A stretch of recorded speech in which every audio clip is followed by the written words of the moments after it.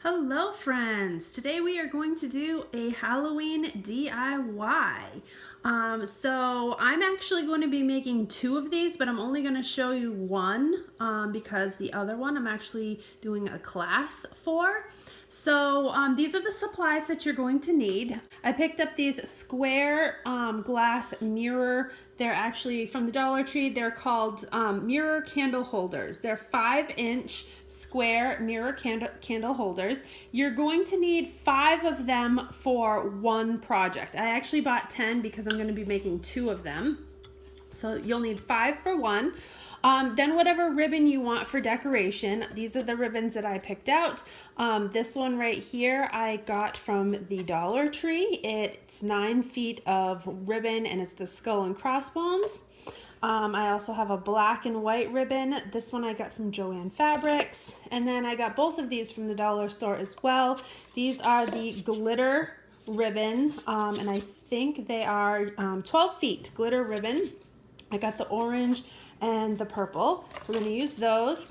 I also grabbed 2 of these foam blocks from the Dollar Tree, the floral foam, say that 1,000 times, floral foam blocks.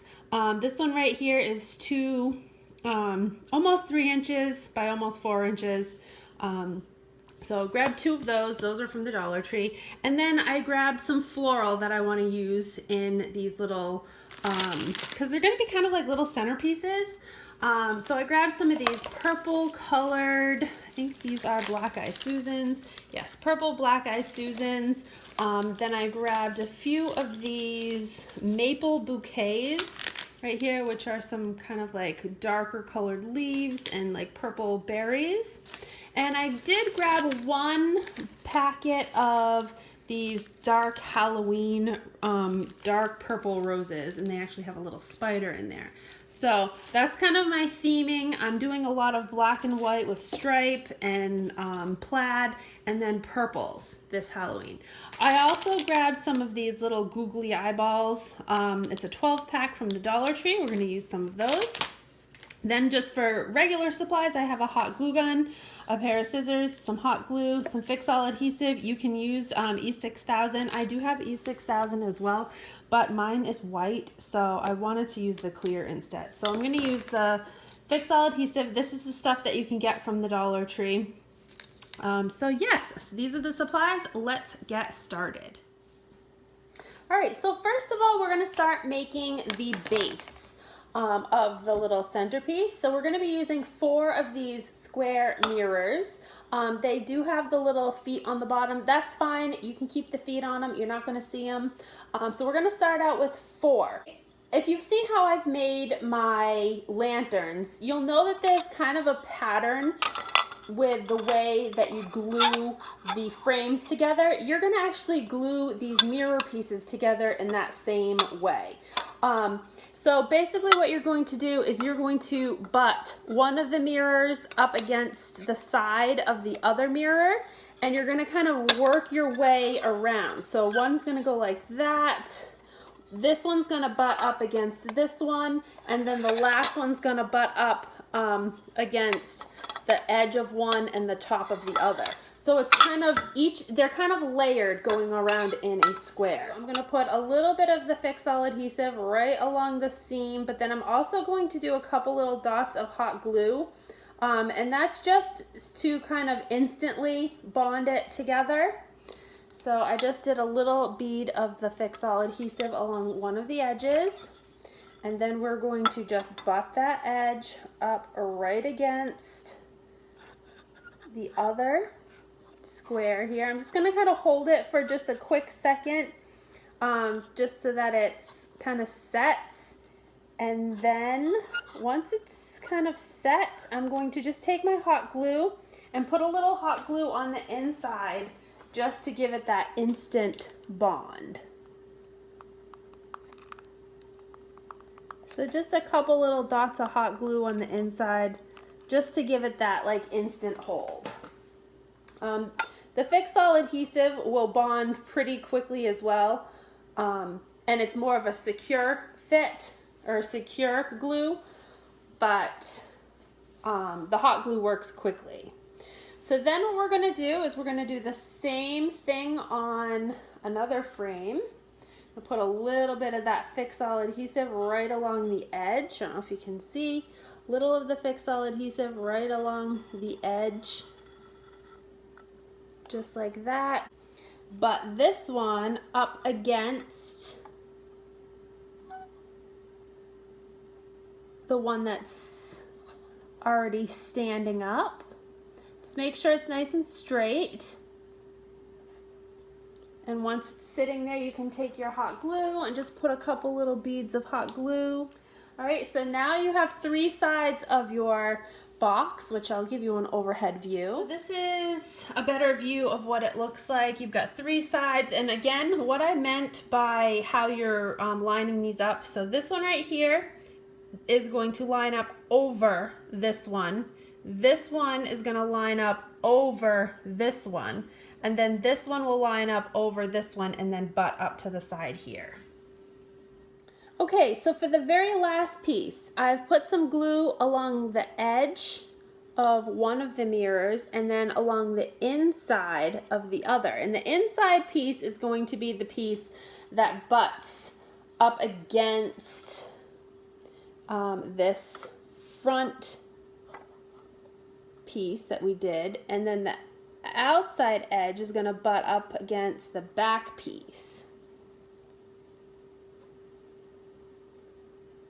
All right, so this is what our box looks like now. Got a little bit of hot glue here. So again, we've got this one right here butting up against this one butting up against this one, and that one butting up against this one. That's going to create the sturdiest box. So we're going to go ahead and let this dry for just a few minutes. And again, I've put a seam of hot glue on the inside just to kind of hold it together until the Fix-All adhesive sets. Okay, so now I've taken a strip of the Fix-All adhesive glue and just put all along the top of my box here, just a small strip.